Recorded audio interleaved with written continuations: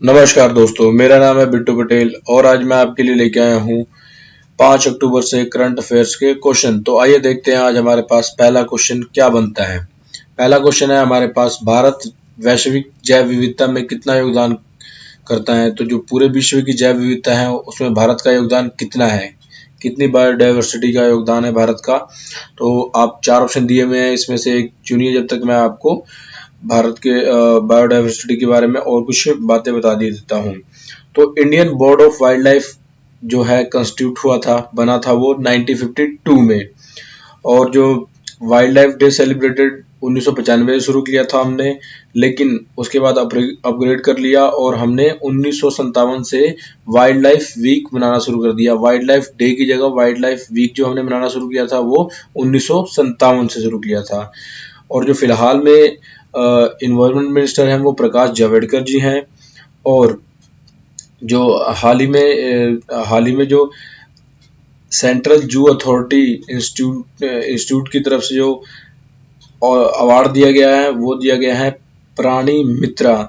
और ये अवार्ड इसलिए दिया गया है कि लोग इसमें बढ़ चढ़ कर भाग लें और बायोडाइवर्सिटी को जीवित रखने के लिए और भी चीज़ें जो जरूरी आवश्यक चीज़ें हैं वो कर सकें। और जो इस बार का थीम था 66 वाइल्ड लाइफ वीक का जो थीम था इस बार वो था exploring human and animal relationship. तो जो इसका थीम था वो आप देख सकते हैं, exploring human animal and relationship. तो नेक्स्ट देखते हैं इसके बारे में और कुछ। 567 जो एनिमल्स हैं इंडिया में पाए जाते हैं, जिसमें से 114 एंड जो हैं खतरे रेड लिस्ट में हैं, रेड लिस्ट की स्पीसीज में हैं। और तो इतना काफ़ी है इसके लिए। और जो इसका राइट आंसर है वो आप देख सकते हैं, इसका राइट आंसर है ए 8%। भारत का जो योगदान है वैश्विक जैव विविधता में वो है 8%, जो ए इसका राइट आंसर है। तो नेक्स्ट क्वेश्चन देखते हैं हमारे पास क्या है। हाल ही में नौगढ़ रेलवे स्टेशन का नाम बदलकर क्या नाम रखा गया। तो नौगढ़ जो रेलवे स्टेशन है उसका नाम बदल दिया गया और उसका नाम जो रखा गया है वो है सिद्धार्थनगर। सिद्धार्थनगर उसका नाम रखा गया है। तो इसका जो राइट आंसर है वो है ए। नेक्स्ट क्वेश्चन है हमारे पास, हाल ही में फ्रांस में किस द्वीप के लिए जन्म संग्रह हुआ है। तो हाल ही में फ्रांस में आप देख सकते हैं किस द्वीप के लिए जन्म संग्रह हुआ है। 4 ऑप्शन दिए हुए हैं आपके पास, एक राइट ऑप्शन चूज करना है हमें। जो ए आंसर है इसका न्यू कैलेडोनिया के लिए हाल ही में जन्म संग्रह हुआ है फ्रांस में। और इस जन्म संग्रह में न्यू कैलेडोनिया ने डिसाइड किया है कि वह फ्रांस के साथ ही रहना चाहेगा। 53% वोट जो है फ्रांस के हक में मिले हैं। और आप देख सकते हैं जो न्यू कैलेडोनिया है वो फ्रांस से लगभग 20,000 किलोमीटर की दूरी पर है। और ये ऑस्ट्रेलिया है, ऑस्ट्रेलिया के जो पास कोरल सी है और साउथ पैसिफिक सी है उनके बीच में मौजूद है। और ऑस्ट्रेलिया से केवल ये 1200 किलोमीटर दूर पे है, लेकिन ये फ्रांस से 20,000 किलोमीटर दूर पे है। और यहाँ पे जो फ्रांस की फ्रांस का जो पूरा प्रभुसत्ता है वो उसका फ्रांस का ही है। और यहाँ पे एजुकेशन और शिक्षा, एजुकेशन, रक्षा और आदि मुद्दों को फ्रांस ही देखता है। और जो फ्रांस है जो इस द्वीप पे चाइना की नज़रें हाल फिलहाल में बनी हुई है। तो ये एक फ्रांस के लिए एक महत्वपूर्ण द्वीप इसलिए भी है क्योंकि इसकी जो साउथ पैसिफिक ओशियन में उसकी मौजूदगी दर्ज कराता है। तो आइए देखते हैं हमारे पास नेक्स्ट क्वेश्चन क्या है। नेक्स्ट क्वेश्चन है हमारे पास, हाल ही में स्क्वाडा खबरों में था, यह क्या है। तो जो स्क्वाडा है खबरों में था हाल ही में, यह क्या है। तो स्क्वाडा जो है ये एक रेलवे इलेक्ट्रिक फॉल्ट की सटीक जानकारी देगा। जो स्क्वाडा है क्या करेगा, ये रेलवे इलेक्ट्रिक फॉल्ट की सटीक जानकारी देगा। जो इसका राइट आंसर है वो आप देख सकते हैं, ए इसका राइट आंसर है। इलेक्ट्रिक फॉल्ट सिस्टम को ये दुरुस्त बनाने के लिए जो इलेक्ट्रिक फॉल्ट सिस्टम है उसमें कोई भी कमी है उसको उजागर करेगा, और इलेक्ट्रिक में कोई भी फॉल्ट आता है रेलवे लाइन के साथ जो इलेक्ट्रिक वायर्स होती है उनमें कोई भी फॉल्ट आता है तो ये जो है तुरंत अलर्ट करेगा रेलवे कर्मचारियों को, और इससे रेलवे का बहुत सारा पैसा भी बचेगा, जो कि 2.5 लाख रुपए तक की बचत करेगा, क्योंकि रेलवे जो है उसका जो सारा काम है वो पहले 3-3.5 लाख रुपए में एक सिस्टम लगाने में चला जाता था, जो कि 49,000 का एक मॉडेम खरीदा जाएगा, उसमें जो सिम है लगाकर ये काम करेगा, सिम के साथ लगा के काम करेगा, और ये एक तरह का जो स्क्वाडा है ये एक तरह का सिस्टम है जो कि रेलवे को पूरी मदद करेगा और उसके सिस्टम को दुरुस्त बनाने में। स्क्वाडा की जो फुल फॉर्म है supervisory control and data exhibition system, तो इसका जो फुल फॉर्म है ये है। तो नेक्स्ट क्वेश्चन देखते हैं हमारे पास क्या है। नेक्स्ट क्वेश्चन है हमारे पास, हाल ही में सूडान सरकार के साथ किस ग्रुप का समझौता हुआ है। 4 ऑप्शन दिए हुए हैं आपके पास, देख सकते हैं कि राइट आंसर कौन सा है। जब तक मैं आपको सूडान के बारे में कुछ चीजें बता देता हूं, तो सूडान जो है आप देख सकते हैं कि साउथ जो अफ्रीका है महाद्वीप है वहाँ पे ये मौजूद है, और इसका एक मुहाना जो खुलता है वो रेड सी में खुलता है।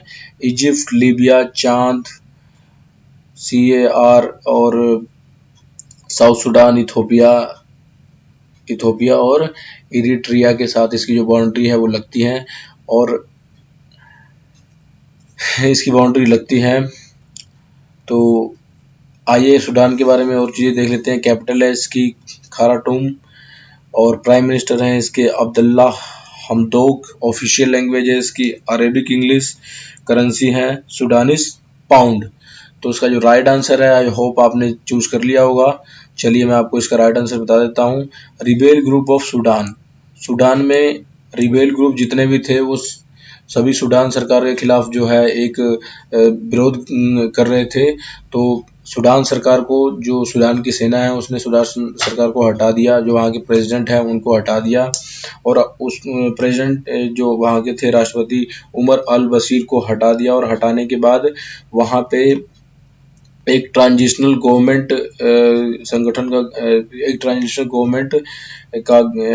का गठन हुआ, और उसके बाद जो ट्रांजिशनल गवर्नमेंट संगठन है और जो रिबेल ग्रुप है उन दोनों के बीच में बात हुई और फिर उस शांति समझौते पे अमल किया गया। तो काफी लंबे समय से लड़ाई चल रही थी जो कि अब टल गई है। तो आइए देखते हैं हमारे पास नेक्स्ट क्वेश्चन क्या है। नेक्स्ट क्वेश्चन है हमारे पास, हाल ही में किस अंतर्राष्ट्रीय संगठन द्वारा भारत में पोषण अभियान संबंधी टिप्पणी की गई है। तो 4 ऑप्शन दिए हुए हैं आपके पास, UNICEF, UNDP, UN and IMF। तो जब तक मैं आपको UNDP के बारे में बता देता हूँ। फाउंडेड है ये 1 जनवरी 1965। हेडक्वार्टर है इसका न्यूयॉर्क में, और न्यूयॉर्क यूनाइटेड स्टेट में है, और इसके जो हेड हैं मौजूदा वो अचीम स्टीनर हैं। और यूनिसेफ के बारे में देख लेते हैं। 11 दिसंबर 1946 को बना था, न्यूयॉर्क में इसका हेडक्वार्टर है, और बना भी ये न्यूयॉर्क में ही था, और फाउंडर जो है इसके म्यूरिस पेट हैं। और जो इसका राइट आंसर है इस क्वेश्चन का, इसका जो राइट आंसर है वो है, आप देख सकते हैं, यूनिसेफ इंडिया ने बोला है। ये यूनिसेफ है बहुत सारे देशों में काम करता है, तो यूनिसेफ इंडिया ने बोला है कि जो भारत में पोषण अभियान संबंधी टिप्पणी की है, और भारत में पोषण अभियान संबंधी टिप्पणी से मतलब है कि भारत में जो भी पोषण अभियान कोरोना काल से पहले चलाए जा रहे थे वो अभी चलाए जाने की जरूरत है, और पहले की तरह जो कोरोना काल से पहले चलाए जा रहे थे वो भी उनको सुचारू रूप से चलाया जाए, क्योंकि यहाँ पे बहुत सारी गर्भवती महिलाओं को में खून की कमी और बहुत सारे जो बच्चे हैं उनमें जो है पोषक तत्वों की कमी होने के कारण ये जो एक टिप्पणी है वो की गई है यूनिसेफ इंडिया द्वारा। तो आइए देखते हैं हमारे पास नेक्स्ट क्वेश्चन क्या है। नेक्स्ट क्वेश्चन है हमारे पास, मिहोपा पोर्टल खबरों में था, यह किससे संबंधित है। तो मिहोप एक पोर्टल बनाया गया है, और ये किससे संबंधित है। तो आपको देख सकते हैं हाल ही में क्या हुआ कि जब लॉकडाउन लगा तो बहुत सारे जो बच्चे हैं, जो बच्चे सॉरी बच्चे कह रहा हूँ, 18 से लेके 18 से अबव एज वाले जितने भी व्यक्ति हैं या महिलाएं हैं, जितने भी व्यक्ति हैं, महिला हो या पुरुष हो, इन सभी में मेंटल हेल्थ की बहुत सारी परेशानियां उजागर हुई हैं। तो इसी को देखते हुए मी होप पोर्टल भारत सरकार द्वारा शुरू किया गया है, जो कि 11 अक्टूबर से काम करना शुरू कर देगा।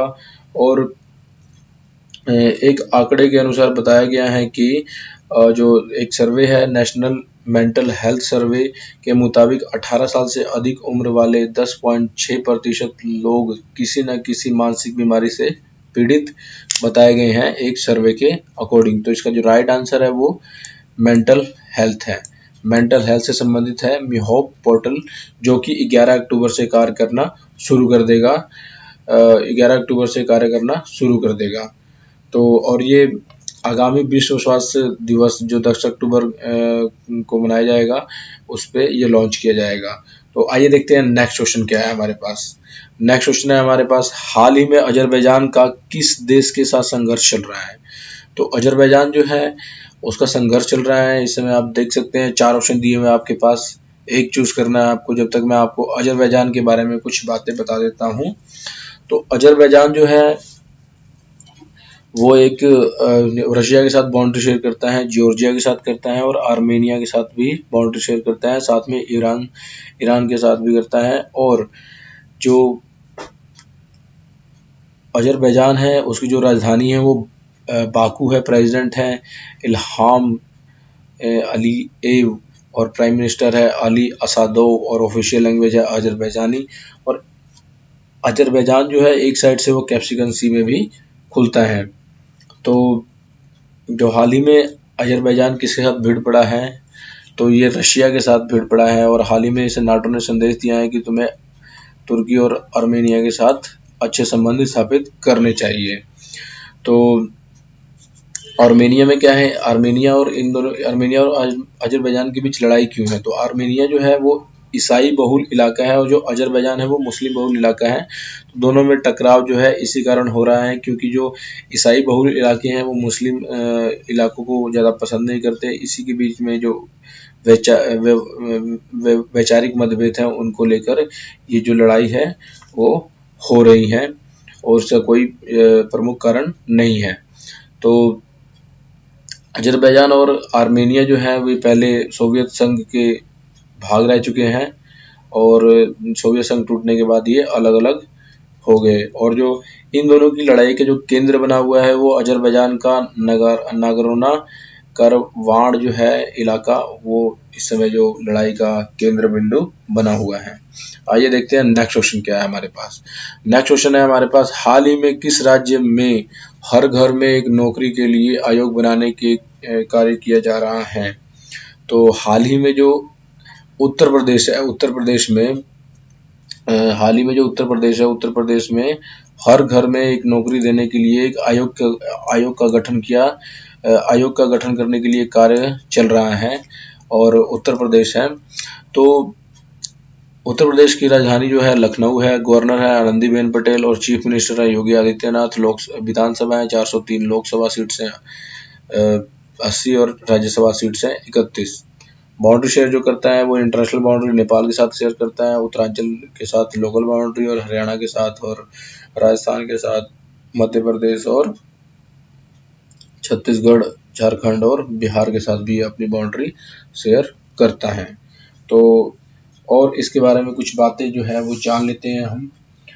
जो यूपी सरकार की मंशा है, अब हर घर में एक नौकरी देने की मंशा है, जिससे कि जो रोजगार जो हर घर में एक नौकरी पहुंच जाएगी। और रोजगार आयुक्त जो है एक नियुक्त किया जाएगा। इस जो रोजगार आयोग बनाया जा रहा है, जो आयोग बनाया जा रहा है उसके लिए एक रोजगार आयुक्त नियुक्त किया जाएगा। उसका जो पद है वो मुख्य सचिव आयुक्त जो होगा उसके बराबर का पद होगा। और जो इसके पदेन अध्यक्ष होंगे, जो नौकरी के लिए आयोग बनाया जा रहा है इसके पदेन अध्यक्ष होंगे उप मुख्यमंत्री राज्य के। और जो उत्तर प्रदेश है हाल ही में राहत प्रवासी मित्र भी चालू कर चुका है, और और भी ऐसे कार्य किए हैं जो उत्तर प्रदेश में प्रवासी राहत जो प्रवासी मजदूर हैं उनके लिए बहुत सारे कार्य किए हैं। तो उनमें से एक प्रवासी राहत मित्र ऐप भी मित्र जो ऐप है वो भी शुरू किया था इन्होंने, और बाहर काम करने के लिए अब उत्तर प्रदेश सरकार से जो है किसी भी राज्य को अनुमति लेनी पड़ेगी वहाँ अगर यहाँ के मजदूर चाहिए तो ऐसे कुछ और भी चीज़ें हैं जो उत्तर प्रदेश द्वारा शुरू की गई हैं। तो आइए नेक्स्ट क्वेश्चन देखते हैं हम। नेक्स्ट क्वेश्चन है हमारे पास, रिलायंस रिटेल में किस कंपनी ने 7,350 करोड़ रुपए का रिलायंस जो है निवेश किया है? तो देख सकते हैं आपके पास चार ऑप्शन दिए हुए हैं।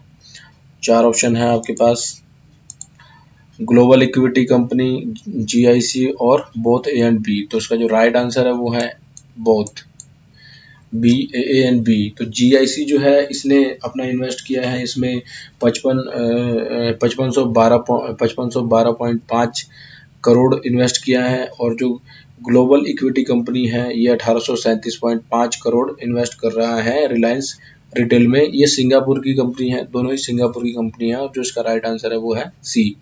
तो आइए देखते हैं नेक्स्ट क्वेश्चन है हमारे पास, बांग्लादेश में नए उच्चायुक्त विक्रम दुरई स्वामी किसका स्थान लेंगे? तो बांग्लादेश के जो पहले उच्चायुक्त हैं विक्रम दुरई को तो हाल ही में अपॉइंट किया गया है, और जो इनसे पहले थे वो थी रीवा गांगुली। रीवा गांगुली को नियुक्त किया गया था पहले, और अब रीवा गांगुली की जगह विक्रम दुरई स्वामी को नियुक्त किया गया है। तो वो जायज़ सी बात है कि रीवा गांगुली का ही स्थान लेंगे। बांग्लादेश आप देख सकते हैं जो इंडिया के साथ बाउंड्री करता है, ये सबसे लंबी बाउंड्री करता है। इंडिया भी और बांग्लादेश भी दोनों एक दूसरे के लिए सबसे लंबी बाउंड्री शेयर करते हैं, और म्यांमार के साथ भी कुछ भाग जो है वो बांग्लादेश का लगता है। तो आइए देखते हैं हमारे पास नेक्स्ट क्वेश्चन क्या है। भारत में ट्राम ट्रेन की शुरुआत कब और कहाँ की गई थी? तो भारत में ट्राम ट्रेन की शुरुआत जो हुई थी वो आप देख सकते हैं, चार ऑप्शन दिए हुए हैं आपके पास, वाराणसी 24 फेब 1873, और तो कोलकाता 27 मार्च 1902, कोलकाता 24 मार्च 1973। तो जो पहली ट्राम थी कोलकाता में चली थी 24 फेब 1873 को। जो पहली ट्राम चली थी इसे घोड़े खींचते थे, क्योंकि इलेक्ट्रिकरण उसमें नहीं हुआ था, और जो इलेक्ट्रिकरण हुआ वो 27 मार्च 1902 को हुआ था। और अब राइट आंसर इसका सी। जो वेस्ट बंगाल है उसकी कैपिटल है कोलकाता, गवर्नर है जगदीप धनखड़, और CM है ममता बनर्जी। विधानसभा सीट्स है 294, और राज्यसभा सीट्स है 16, लोकसभा सीट्स है 42।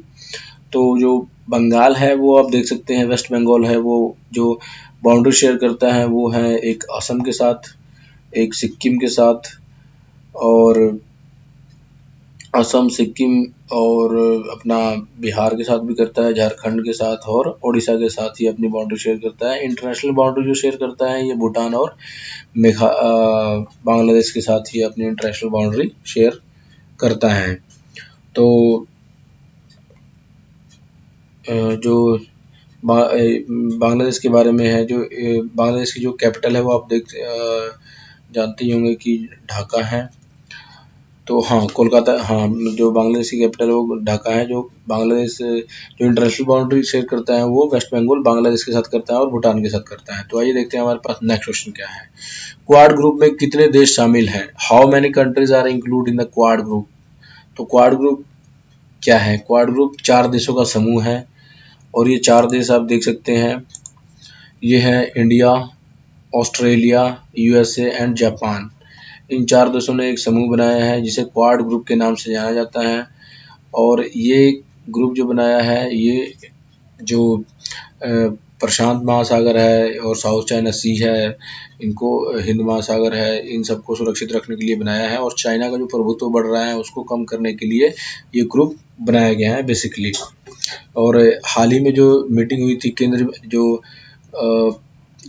फॉरेन मिनिस्टर्स हैं इन सभी देशों के इकट्ठे हुए थे, एक मीटिंग हुई थी, वर्चुअल मीटिंग हुई थी, जिसमें इन सभी देशों ने चाइना के बढ़ते प्रभुत्व को लेकर चर्चा की और उसको रोकने के उपाय किए। तो आइए देखते हैं हमारे पास नेक्स्ट क्वेश्चन क्या है। अब्दुल कलाम द्वीप से किस मिसाइल का हाल ही में सफल परीक्षण किया गया है? तो अब्दुल कलाम द्वीप आप देख लीजिए कहाँ पे है। ये बिल्कुल ही आप देख सकते हैं कि अपना कोस्टल एरिया पे है, कोस्टल एरिया पे है, बे ऑफ बंगाल में। और जो व्हीलर आइसलैंड के नाम से जाना जाता था, जिसका नाम चेंज करके अब्दुल कलाम को डिस्ट्रीब्यूट किया गया है। और हाल ही में जो यहाँ पे मिसाइल जो मिसाइल चलाई गई वो है शौर्य मिसाइल। शौर्य मिसाइल का सफल परीक्षण किया गया है हाल ही में यहाँ पे। तो शौर्य जो मिसाइल है वह किस तरह की मिसाइल है?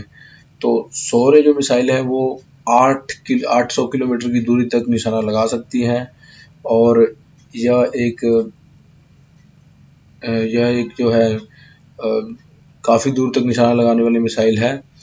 और जो ये है अपना आइसलैंड है, ये कहाँ पे लोकेटेड है? बालेश्वर डिस्ट्रिक्ट है उड़ीसा का। और बालेश्वर डिस्ट्रिक्ट के अंदर चांदीपुर जगह है, वहाँ पे ये व्हीलर आइसलैंड, जिसे कि अब अब्दुल कलाम आइसलैंड के नाम से जाना जाता है, वो मौजूद है। तो शौर्य है जो इसका राइट आंसर है ए। और जो 13 का राइट आंसर था वो था ग्रुप कितने देशों, how many countries are include in the quad group. तो ये सभी के सभी जो है यहाँ पे ये नहीं है, यहाँ पे ऑल है, ऑल। तो ऑल अब जितने भी हैं ये सभी कंट्रीज क्वाड ग्रुप में शामिल हैं। तो इसका जो राइट आंसर है वो है इनमें से कोई नहीं, ऑल इसका राइट आंसर है ई। यहाँ पे ऑल होना था, यहाँ पे नन हो गया है। तो आइए देखते हैं हमारे पास नेक्स्ट क्वेश्चन क्या है। नेक्स्ट क्वेश्चन है हमारे पास, राष्ट्रीय आविष्कार सप्ताह किस राज्य में मनाया जा रहा है? तो राष्ट्रीय आविष्कार सप्ताह जो है वो मनाया जा रहा है, आप देख सकते हैं 4 ऑप्शन दिए हुए आपके पास। तो जिसका राइट आंसर है वो है दिल्ली। दिल्ली में ये मनाया जा रहा है। दिल्ली के बारे में कुछ और चीज़ें जान लेते हैं। जो ए है इसका राइट आंसर है। कैपिटल जो है न्यू दिल्ली है। गवर्नर है अनिल बैजल।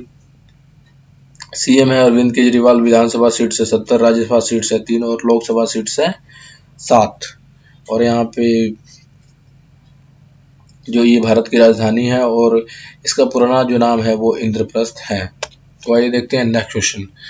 अंतर्राष्ट्रीय परमाणु हथियार उन्मूलन दिवस कब मनाया गया? 4 ऑप्शन दिए हुए हैं आपके पास। अंतर्राष्ट्रीय परमाणु उन्मूलन दिवस जो मनाया गया है वो है 26 सितंबर को। 26 सितंबर को मनाया गया है। और इसका राइट आंसर जो है वो ए है। इसका जो राइट आंसर है वो है ए। तो भारतीय विदेश सचिव जो हैं हर्षवर्धन श्रृंगला, उन्होंने यहाँ पे बात की थी कि जितने भी परमाणु हथियार है उनका उन्मूलन कर देना चाहिए और उनका निशस्त्रीकरण की ओर दुनिया को बढ़ना चाहिए। हर्षवर्धन श्रृंगला ने, जो भारत के प्रतिनिधि है यूएन में, उन्होंने यह बात सामने रखी है। और भारत किसी भी देश से बात करने के लिए तैयार है निशस्त्रीकरण के ऊपर चर्चा करने के लिए, जिससे कि हथियारों को नष्ट किया जा सके, जो कि एक पूरे विश्व के लिए खतरा बने हुए हैं। तो क्वेश्चन 17वां देखते हैं हम। हिंदू विवाह कानून कब लागू हुआ था? तो आप देख सकते हैं 4 ऑप्शन दिए हुए हैं आपके पास। तो इसका जो राइट आंसर है वो है ए। हिंदू जो विवाह कानून है वो 1955 में लागू किया गया था। और जो 1955 में लागू किया गया था। और अब देख सकते हैं कि मुस्लिम महिला कानून जो है 1986 में लागू किया गया था। ईसाई भारतीय तलाक कानून जो है 1869 में लागू किया गया था। और पारसी विवाह एवं तलाक कानून जो है 1936 में लागू किया गया था। और हिंदू सिख बौद्ध समुदाय के लोगों पर हिंदू विवाह ही लागू होता है।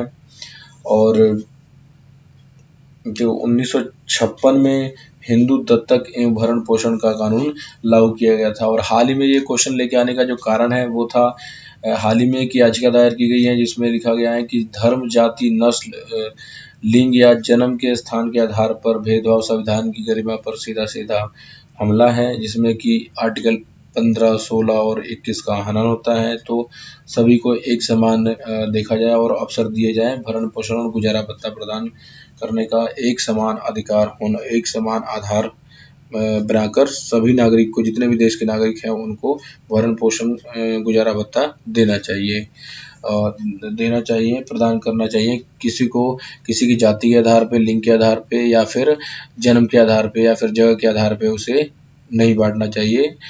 सभी को जो कोई भी चीज़ देनी है, भरण पोषण हो, चाहे कोई भी सुविधा देनी है देश के जो सभी नागरिकों को दी जाती है, वो सबके लिए समान हो, समान परिणाम कह रहा हूँ, समान परिमाप होना चाहिए। किसी भी नागरिक को जो सुविधाएं हैं देश में वो दी जाए तो सबको समान आधार पे दी जानी चाहिए। तो आज के लिए इतना काफ़ी है। अगर आपको वीडियो पसंद आया हो तो सब्सक्राइब करें, लाइक करें और शेयर करें। Join Telegram for PDF file और इंस्टाग्राम भी ज्वाइन कर सकते हैं। Thank you very much. आज के लिए इतना काफ़ी है।